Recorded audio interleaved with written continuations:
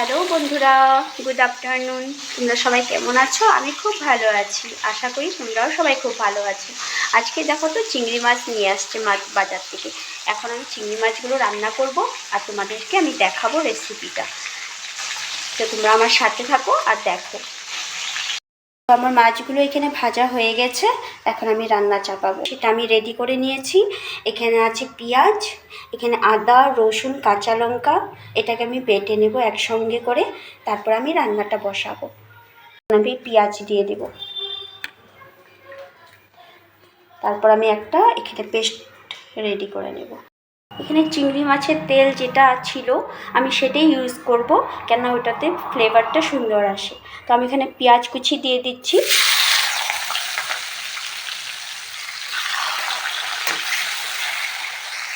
এখন আমি আদা, রসুন, কাঁচা লঙ্কা আর পেঁয়াজ পেস্ট যেটা বাটা ছিল সেটা আমি দিয়ে দিচ্ছি।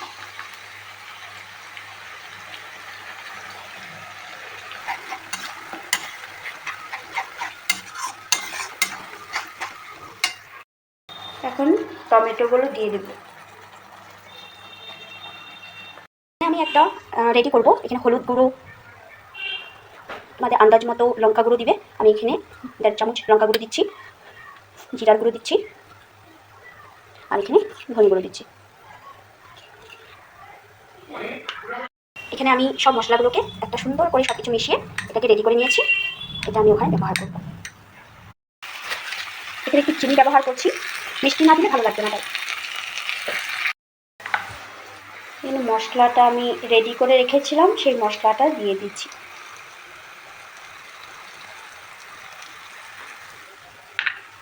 আর চিনি দিলে কি হয় জানো তো, কালারটা খুব সুন্দর আসে, তাই একটু চিনি দিই আমি সব কিছুতে। এখন নুন দিয়ে দেবো, তোমরা যে যেরকম নুন খাও সেভাবে দিবে। এখানে নুন দিয়ে দিচ্ছি। আমার মোটামুটি কষিয়ে আসছে, তো এখন আমি আলুগুলো দিয়ে দেবো।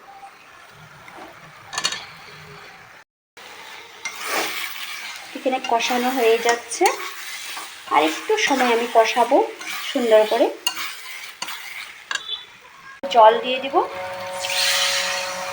একটু জলটা আমি বেশি করে দেবো, কেননা মাছ অনেকগুলো আছে তো তাই। আমি জল দেওয়া হয়ে গেছে, এখন আমি মাছগুলো দিয়ে দেবো। আমার মাছগুলো দেওয়া হয়ে গেছে, 5 মিনিট পরে আমি নামিয়ে নেব।